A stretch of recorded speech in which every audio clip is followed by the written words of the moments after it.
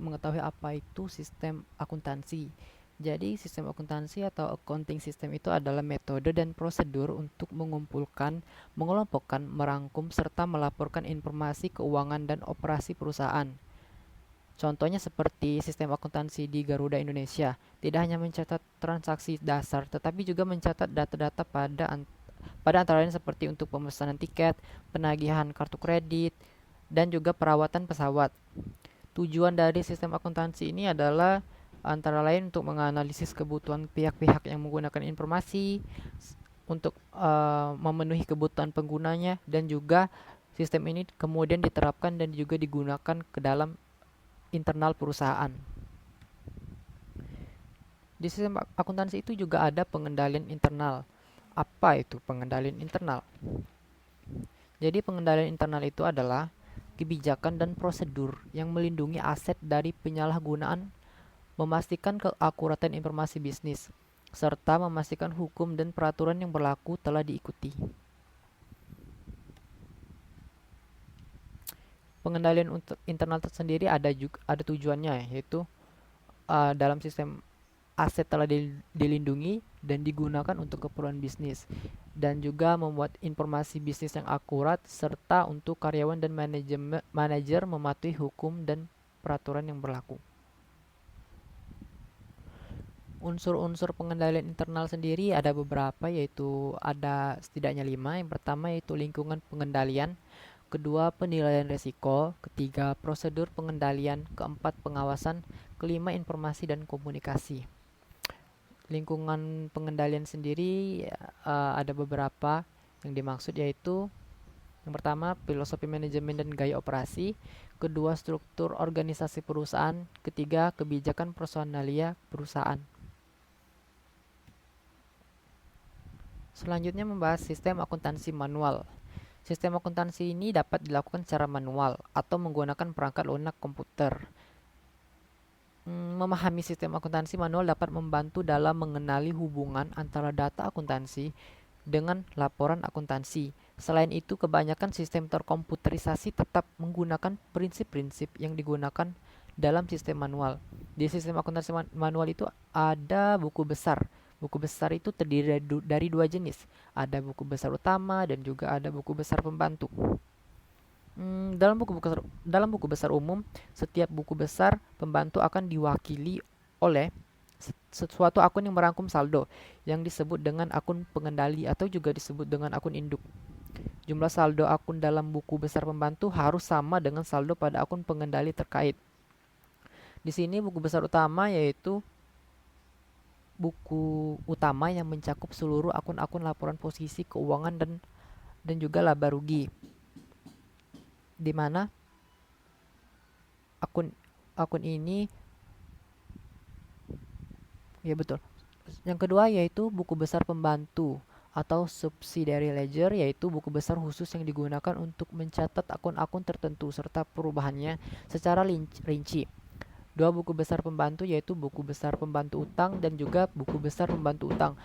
Lalu apa perbedaannya? Jadi buku besar pembantu piutang itu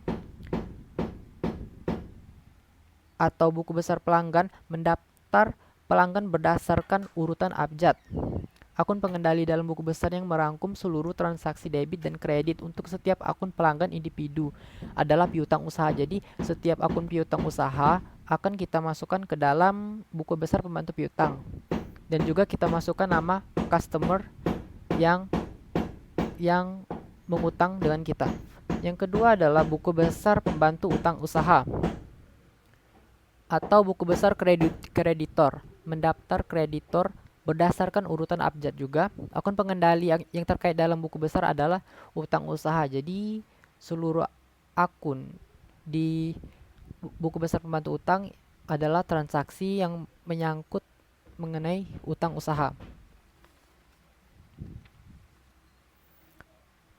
Selanjutnya perbedaan buku besar utama dan juga buku besar pembantu. Ada 3 pembeda. Yang pertama sumber pencatatan. Buku besar utama itu sumber pencatatannya yaitu dari jurnal khusus dan juga jurnal umum. Sedangkan buku besar pembantu itu yaitu buku transaksi yang mencakup nama kreditor dan juga debitor yang berasal dari transaksi utang dan juga piutang. Perbedaan buku besar utama kalau dalam posting itu dilakukan secara kolektif, biasanya setiap akhir bulan, sedangkan buku besar pembantu itu setiap hari dan atau setiap terjadinya transaksi. Dan perbedaan terakhir yaitu akun yang diposting. Akun yang diposting itu di buku besar utama itu seluruh akun, termasuk kas sampai dengan beban. Sedangkan buku besar pembantu hanya piutang dan juga utang saja yang berisi nama debitur dan juga nama kreditor. Nah, ini adalah perbedaan buku besar utama tampilannya dengan buku besar pembantu. Di dalam buku besar utama banyak sekali akun-akun dari kas sampai dari aset sampai dengan beban, perlengkapan, peralatan kantor, pembelian dan juga utang dagang dan lain-lain, dan juga mencakup debit, kredit dan saldonya, saldo akhir dari akun tersebut. Sedangkan di buku besar pembantu utang dan piutang hanya mencakup nama-nama customer dan juga supplier. Misalnya di sini ada customer toko Mandala, Idola, UD Lintang dan juga Sahara, yang juga bisa dilihat di sini jumlah piutang dari masing-masing customer tersebut, dan juga sama juga dengan buku besar pembantu utang juga menunjukkan saldo utang kita kepada supplier kita.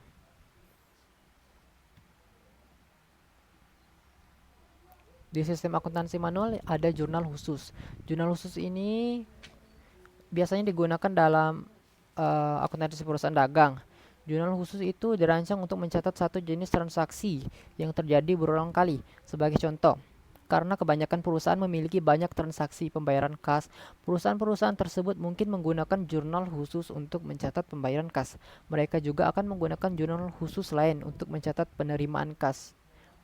Makanya jurnal khusus itu terbagi menjadi beberapa, yaitu ada 4. Yang pertama ada jurnal pendapatan, jurnal penerimaan kas, jurnal pengeluaran kas, dan juga jurnal pembelian. Jurnal pendapatan itu adalah mencakup transaksi pendapatan jasa yang diperoleh secara kredit. Jadi setiap pendapatan jasa yang kita peroleh secara kredit atau secara utang, kita masukkan ke dalam jurnal pendapatan, dan juga kita masukkan ke dalam buku besar pembantu piutang usaha. Penerimaan kas juga kita masukkan ke jurnal penerimaan kas, seperti kita menerima pembayaran dari klien. Juga kita masukkan ke dalam buku besar pembantu piutang usaha. Lalu untuk transaksi pembelian secara kredit kita masukkan ke dalam jurnal pembelian. Setiap pembelian itu kita masukkan ke dalam jurnal pembelian, tetapi hanya pembelian seperti pembelian bahan baku, pembelian persediaan, tetapi bukan pembelian peralatan, itu tidak dimasukkan ke dalam jurnal pembelian, tetapi dimasukkan ke dalam jurnal pembayaran kas. Jurnal pengeluaran kas. Jurnal pengeluaran kas sendiri transaksinya hanya pembayaran kas secara tunai seperti kita membayar gaji dan lain-lain. Dan jurnal pengeluaran kas ini kita posting ke dalam buku besar pembantu utang usaha.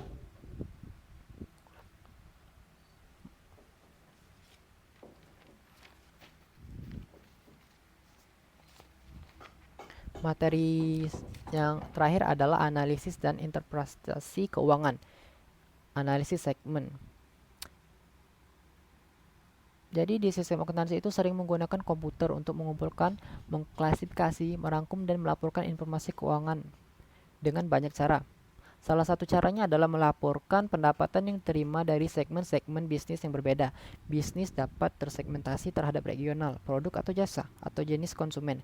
Pendapatan segmen ditetapkan dari data faktur yang dimasukkan ke dalam sistem akuntansi. Contohnya adalah di PT Tempo Scan Pacific. Pendapatannya terdiri dari 3 segmen, yaitu farmasi, produk konsumen dan kosmetik, dan juga layanan distribusi. Pada tahun 2016, pendapatannya sebesar 9.138 dan juga pada tahun sebelumnya yaitu 2015 sekitar 8 miliar. Perhitungannya adalah seperti ini. Ini adalah perhitungan horizontal. Cara menghitung perhitungan horizontal yaitu kita harus mengetahui jumlah selisih antara tahun ini dan juga tahun sebelumnya. Misalnya di sini pendapatan farmasi pada tahun ini yaitu sebesar 2 miliar sekian. Sedangkan tahun lalu sebesar 2 miliar 191, lebih kecil daripada tahun ini. Berarti kita tahun ini terjadi peningkatan pendapatan yaitu sebesar 120,7 juta. Presentasinya sendiri kita dapat dari 2 miliar 191 eh, ditambah 5,5%, dapatlah 120,7 penambahannya. Lalu sama juga dengan produk konsumen dan kosmetik. Pada tahun ini lebih besar daripada pada tahun sebelumnya, sehingga setiap tahun selalu ada kenaikan. Jadi tahun 2016 kenaikan pendapatan sebesar 9 miliar, yaitu menunjukkan bahwa pendapatan pada tahun ini lebih besar daripada pendapatan tahun sebelumnya, sehingga laba yang diperoleh akan lebih besar juga, yaitu sebesar 11,7%. Juga sama dengan analisis vertikal. Analisis vertikal ini bertempo pada persentase. Persentase kan seluruhnya 100%. Kita hitung 2,312 ini berapa persen dari 9.138. Didapatlah 25,3%. Sama juga dengan ini dan juga ini. Sama semuanya. Kita dapat 3.773 misalnya kan. Dapatlah 46,1% dari 8 miliar 181 juta. Selanjutnya adalah kita latihan soal. Soal pertama yaitu menyiapkan ayat jurnal pendapatan. Pertanyaan pertama yaitu siapkan jurnal pendapatan dengan format berikut ini untuk mencatat transaksi pendapatan Global Service Company selama bulan Agustus. Yang pertama adalah kita masukkan tanggalnya, tanggal 2, 3, 14, dan 22. Tanggal 28 ini tidak dimasukkan ke dalam jurnal pendapatan karena ini adalah kita menerima kas, jadi harusnya dimasukkan ke dalam jurnal penerimaan kas. Lalu kita masukkan nomor fakturnya sesuai dengan di soal 321 sampai 324. Akun yang didebit yaitu nama debiturnya. Yang pertama yaitu Maya, kedua CP Sentra, ketiga Maya lagi, keempat Triana. Jurnalnya sama yaitu debitnya piutang usaha kepada pendapatan jasa. Tinggal kita masukkan nominalnya 425 di sini. Di setiap soal kita masukkan ke sini. Dapatlah piutang sebesar 1.725.000 dan juga pendapatan sebesar 1.725.000. Pertanyaan kedua, berapakah jumlah yang diposting ke akun pengendali piutang usaha dan akun pendapatan jasa dari jurnal pendapatan untuk bulan Agustus? Karena total piutang usahanya dan juga pendapatan jasanya sama yaitu 1.725.000, maka masukkan saja nominal ini ke dalam akun pengendali piutang dan juga akun pengendali pendapatan. Pertanyaan ketiga, berapakah saldo akun pelanggan Maya per 31 Agustus? Jika asumsikan saldo per 31 Agustus adalah 0. Jadi saldonya itu 0 karena kan tidak diketahui di soal. Kita buat saja 0. Lalu pada tanggal 2 Agustus Maya mengutang lagi sebesar 425.000. Lalu pada tanggal 14 Agustus Maya ngutang lagi 350.000. Nah, pada tanggal 28 Agustus Maya membayar utangnya yang pada tanggal 2 Agustus sebesar 425.000. Didapatlah 350.000. Jadi saldo akun pelanggan Maya yaitu sebesar 350.000 yang belum ditagih. Soal selanjutnya kita disuruh menyiapkan akun T untuk piutang usaha dan juga mempostingnya. Di sini ada 3 nama debitur yaitu Citra, Destalia, dan Astrid. Kita buat dulu di sini Citra, Destalia, dan juga Astrid.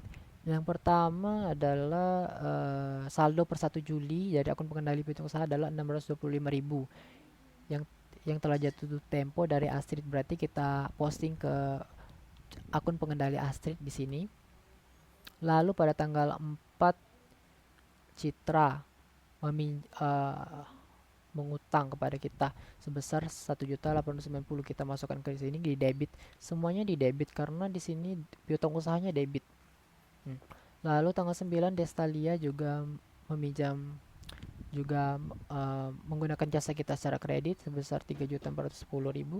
Kita masukkan ke sini. Karena Destalia cuma satu transaksinya, jadi langsung ketahuan saldonya. Dan juga begitu Astrid, nambah lagi 950.000, saldonya jadi seperti ini. Lalu terakhir yaitu Citra lagi sebesar 3.660.000, nambah lagi menjadi 5.550.000. Pertanyaan ketiga yaitu siapkan akun T untuk akun pengendali piutang usaha dan akun pendapatan jasa. Posting jumlah pengendali ke kedua akun dan hitunglah saldo akhirnya. Jadi di sini kan disuruh membuat buku besar akun T, piutang usaha dan juga pendapatan jasa. Pada di pendapatan jasa kan nggak ada saldo awalnya ya, sedangkan piutang usaha ada yaitu sebesar 625.000. Lalu kita dapat bahwa total total pendapatan juga piutang yaitu sebesar 9.910.000. Kita masukkan di sini 31 Juli. Karena di sini 31 Juli, kita masukkan di sini di debit piutang usaha, sedangkan pendapatan jasa di sini di kredit. Sebenarnya bukan di debit, ini di debit, tapi sebenarnya yang betul itu di kredit. Pertanyaan terakhir, periksa kesamaan jumlah saldo akun pelanggan dan juga saldo akun pengendali piutang usaha dengan menyiapkan tabel untuk saldo akun pelanggan. Jadi ada 3 pelanggan kita siapkan di sini. Nominalnya kita dapat dari akun posting akun T 1575 taruh sini. 550.000 juga kita ambil dari sini. Total piutang usahanya itu sebesar 10.535.000 sesuai dengan saldo akun T piutang usaha. Soal terakhir yaitu mengenai buku besar pembantu piutang usaha. Siapkan laporan rangkuman saldo pelanggan dan hitunglah jumlah yang sesuai dengan saldo akhir akun pengendali piutang usaha. Jadi kita mencari dulu saldo akun piutang pelanggannya. Ada 4 pelanggan, Restorik Communication, Puri, Pandi, dan juga Multi. Restorik Communication 4.070.000 ini didapat dari tanggal 28 karena dia menggunakan jasa kita secara kredit, kita masukkan saja di sini. Sedangkan di sini dia belum membayar. Restorik ini belum membayar sehingga utangnya yaitu sebesar 4.070.000. Lalu Puri Studio juga sama dengan Restorik sebesar 1.650.000 dan juga Pandi Broadcasting juga didapat dari di sini 2.350.000. Sedangkan Multimedia Company ini nol. Kenapa? Karena pertama Multimedia Company ini mengutang sebesar 5.100.000. Lalu di sini tanggal 28 dia membayarnya lagi sehingga piutangnya dikredit. Debit dikurang kredit ini kan 0, jadi 5.100.000 dikurang 5.100.000 totalnya 0. Jadi piutang usahanya tersisa 8.070.000. Lalu kita membuat akun pengendali piutang usaha. Saldonya diketahui per 1 Agustus itu sebesar 4.230.000. Ada di soal di paling atas. Dan total debitnya di sini 15.070.000. Total kreditnya dari jurnal pembelian yaitu sebesar 11.230.000. Sehingga ditotalkan semuanya ini ditambah ini dikurang ini yaitu sebesar 8.070.000.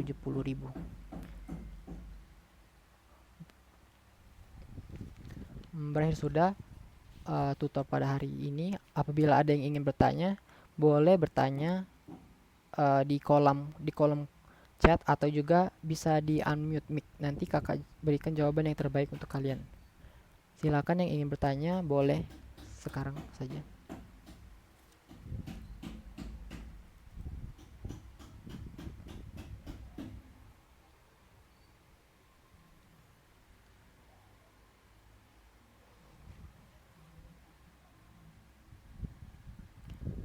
Oh ya.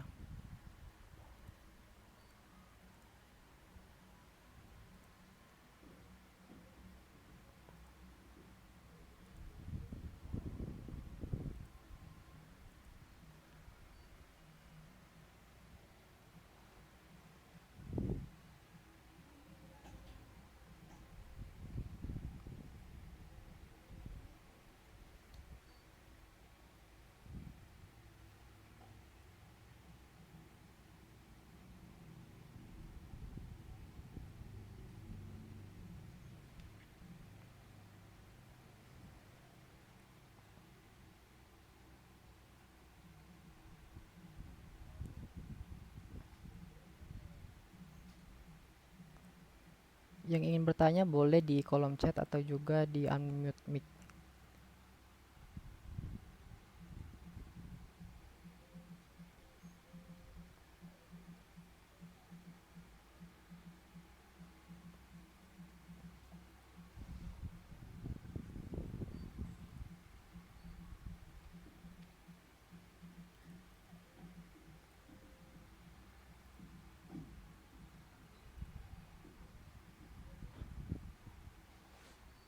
Silakan di absen dulu. Link absen ada di kolom chat.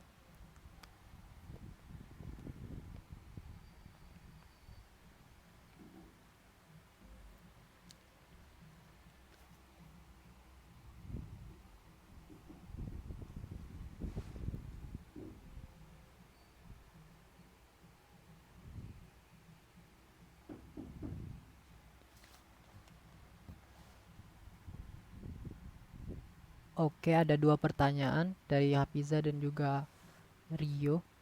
Pertanyaan pertama yaitu, Kak izin bertanya, jurnal khusus kan katanya ada 4. Jurnal pendapatan, pengeluaran kas, pembelian, penerimaan kas, dan lain-lain.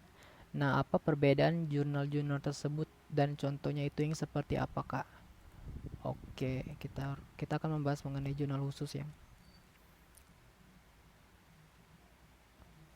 Jadi, jurnal khusus itu memang terbagi menjadi 4. Yang pertama, jurnal pendapatan. Sekarang namanya jurnal pendapatan. Jurnal pendapatan itu untuk mencatat transaksi-transaksi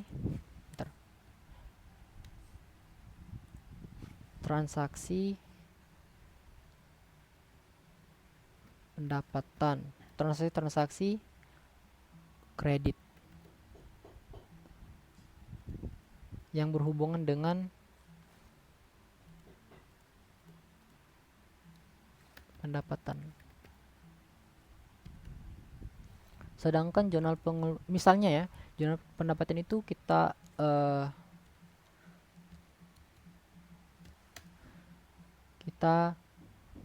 menjual barang dagang atau jasa kepada customer secara kredit. Lalu ada jurnal penerimaan kas. Jurnal penerimaan kas itu adalah transaksi yang berhubungan dengan segala penerimaan kas, baik didapat dari kegiatan operasional seperti penerimaan pembayaran piutang dan juga penjualan aset tetap.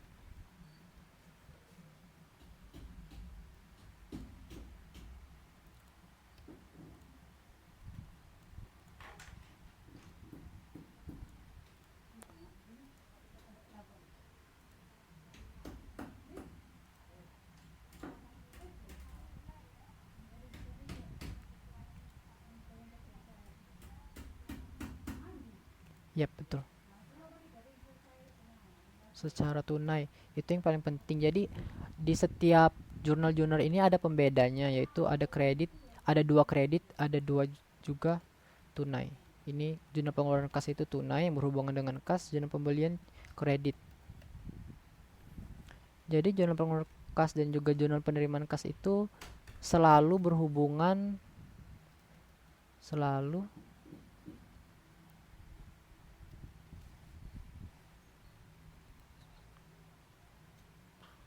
berhubungan dengan akun kas. Contohnya di jurnal pengeluaran kas itu adalah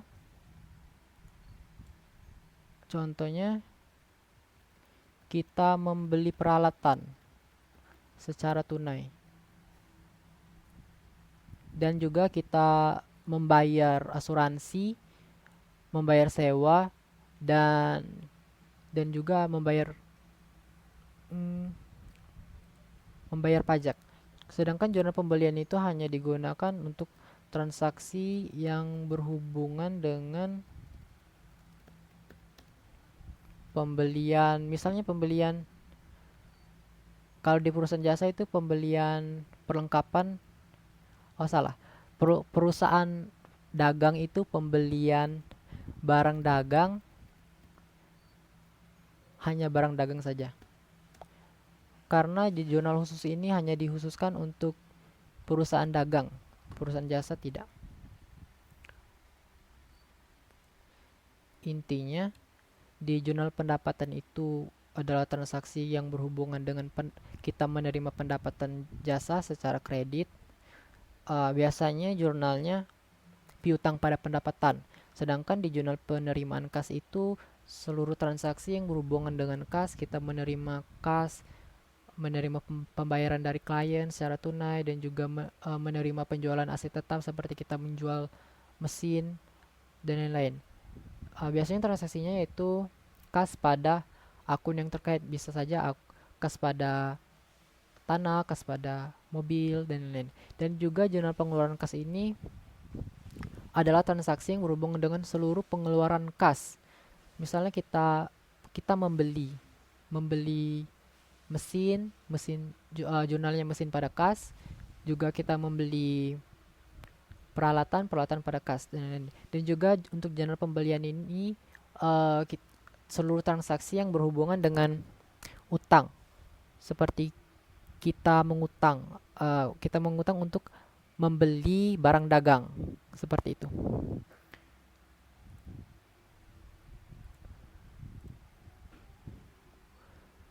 Pertanyaan kedua yaitu dari Rio, mengapa perusahaan memiliki buku besar piutang usaha secara terpisah untuk setiap pelanggan, alih-alih satu buku besar piutang usaha untuk seluruh pelanggan? Oh, kenapa buku besar piutang usaha itu secara terpisah? Kenapa tidak satu saja? Kenapa tidak digabung? Karena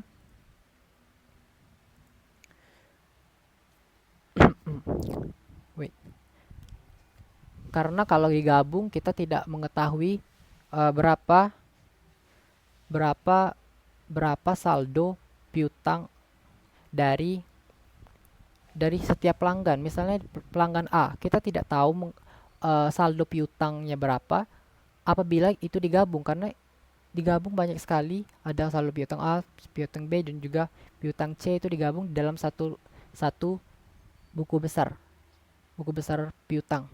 Intinya, karena kalau satu buku besar untuk semua pelanggan itu akan sulit untuk membedakan mana pelanggan yang telah melunasi utangnya, mana yang belum. Juga untuk keperluan pengendalian dengan cara menjumlahkan total buku besar pelanggan dicocokkan dengan saldo akhir buku besar piutang. Jika sama berarti pencatatan telah benar. Jadi setiap pelanggan itu bisa dicocokkan saldonya seperti yang kita latihan tadi. Seperti ini.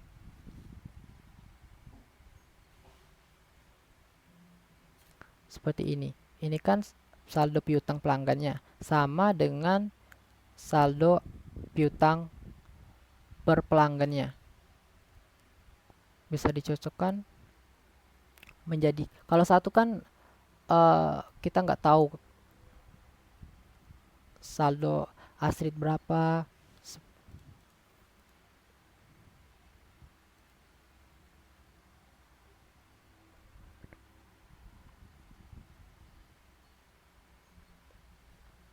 Ya, seperti itu. Intinya akan sulit untuk membedakan mana pelanggan yang telah melunasi utangnya, mana yang belum. Begitu, Rio. Lalu pertanyaan ketiga, apakah jurnal khusus itu cuma 4 yang tertulis di PowerPoint atau ada lagi Kak yang di luar 4 jurnal tersebut? Jadi sebenarnya di jurnal khusus itu memang 4. Sebenarnya di perusahaan dagang ada 2 jurnal. Jurnal khusus dan juga jurnal umum. Jurnal khusus ada 4. Yang tadi jurnal khusus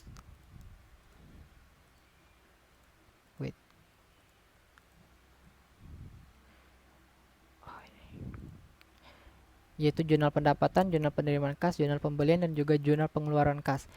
Sedangkan di perusahaan dagang juga ada jurnal umum. Jurnal umum itu untuk mencatat transaksi yang tidak bisa kita catat ke dalam keempat jurnal ini. Misalnya kita mencatat beban pokok penjualan. Biasanya jurnalnya itu beban pokok penjualan pada persediaan barang dagang, dan juga untuk mencatat retur pembelian dan juga retur penjualan. Biasanya tiga itu, cuma tiga. Lalu sebenarnya bukan cuma jurnal itu saja. Di siklus akuntansi juga banyak jurnal. Ada jurnal penyesuaian. Jurnal penyesuaian itu untuk menyesuaikan yang kita belajar minggu lalu, untuk menyesuaikan saldo setiap akun. Ada juga jurnal penutup untuk menutup akun-akun nominal yang tidak kita gunakan lagi untuk periode ke depan karena sudah kita tutupi menjadi modal. Lalu ada jurnal pembalik. Jurnal pembalik itu untuk membalik akun-akun jurnal penyesuaian sehingga nanti bisa dijadikan saldo awal untuk periode berikutnya. Seperti itu.